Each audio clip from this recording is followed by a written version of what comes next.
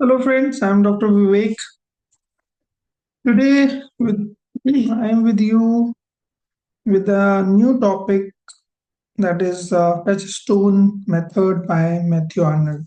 As you know, Mathew Arnold is a Victorian writer, Victorian critic, and he has written study of poetry, a critical work. His criticism is is called a study of poetry.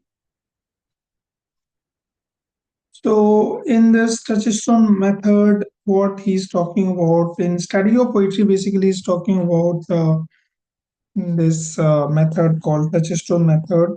And what is this Touchstone method is?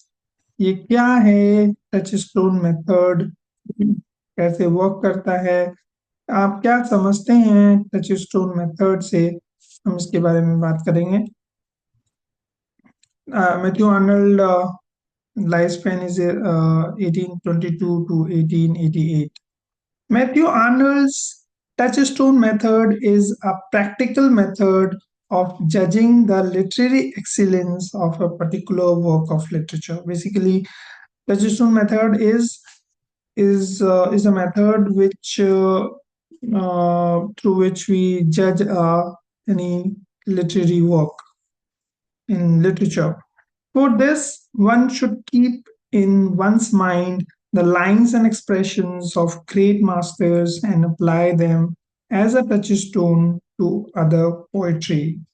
Basically, this method talks about what this method says that we have to keep in mind certain lines and expressions of the great masters, and we we have to apply those lines to the poems to which we are going to judge. So ये कह रहा है कि हमारे दिमाग में कुछ great writers की लाइंस हमारे दिमाग में रहनी चाहिए, जैसे शेक्सपियर, मिल्टन, जो ग्रेट राइटर्स हैं उनकी लाइंस हमारे दिमाग में, एक्सप्रेशंस उनके दिमाग में रहने चाहिए, और उसको एक मॉडल मानते हुए, टचस्टोन मानते हुए हमें कोई भी पोएट्री को जज करना चाहिए उस बेसिस पे. What he's saying, Arnold is aware of the objections that these lines or expressions will be varying or dissimilar from the poetry that we are going to judge, but still this will be used for as a touchstone.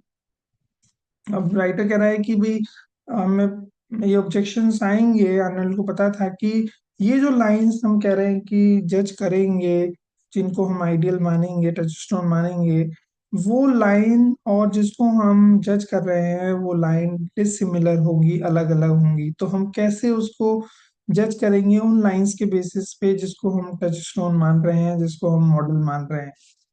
तो ये difficulty आएगी, and he was aware of this difficulty. What the answer says, what in answer to this query, he says, Arnold says that if we are skillful enough and if we have imbibed these lines and expressions well in our minds, then these lines and expressions will function as an infallible touchstone for detecting the presence or absence of high poetic quality, and also the degree of this quality in all the poetry which we may place beside them. And what he's saying that giving the answer to the query that the lines would be varying dissimilar.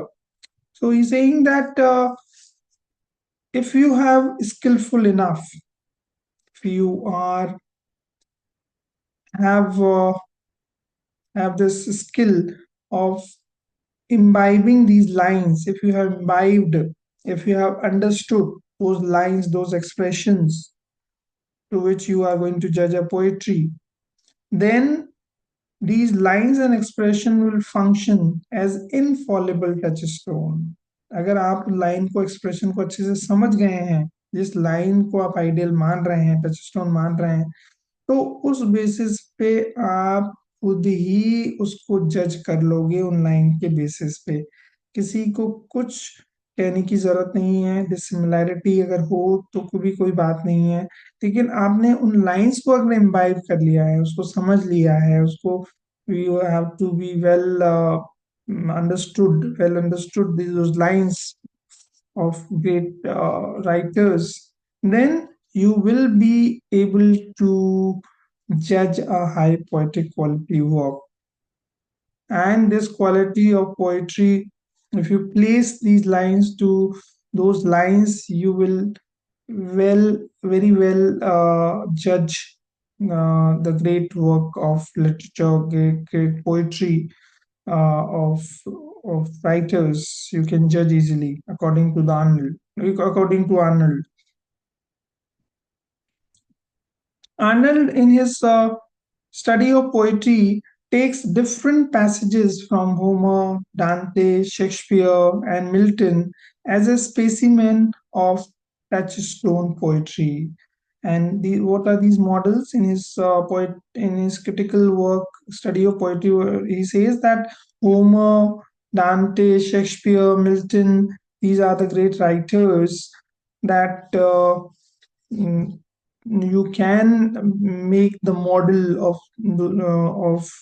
judging any work of literature, especially poetry. So these are the models: Homer, the Greek writer; Dante, again Greek writer; Shakespeare, Milton, English writer. He says that this quality excellence can better felt in the verse or poetry than can be studied in the prose. And he also says that you can judge better by this method of these uh,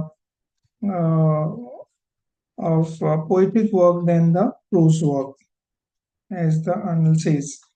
So, in poetry, he says if highest excellence of matter and substance. What he says in poetry, if it's something, some poetries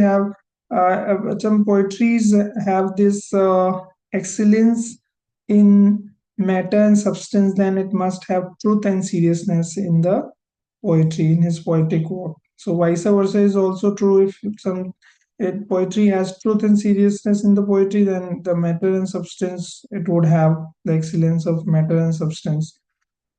And he says if some poetry has manner and style, then it must have, in proportion to it, it must be having the superiority of diction and felicity. Felicity is fluidity of movement, and vice versa is also true, that if poetry has the superiority of diction and felicity, then it must have its manner and style would be in proportion to it.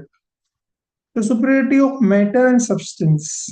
If the superiority of matter and substance a poetry has, and the style and manner a poetry has, then are closely related and are in steadfast proportion to each other.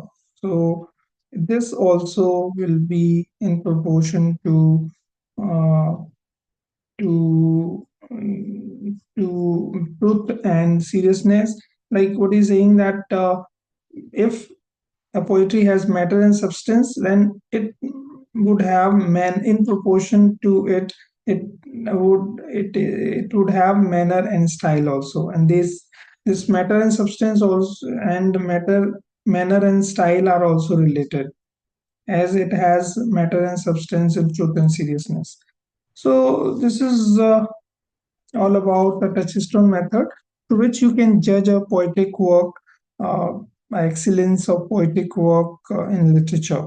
So, according to Arnold, this is all about touchstone method, but you can have criticism of this touchstone method also. So, you can criticize Arnold also on your basis. You can do that also. But this is all about touchstone method. Thanks for listening. Thanks for listening.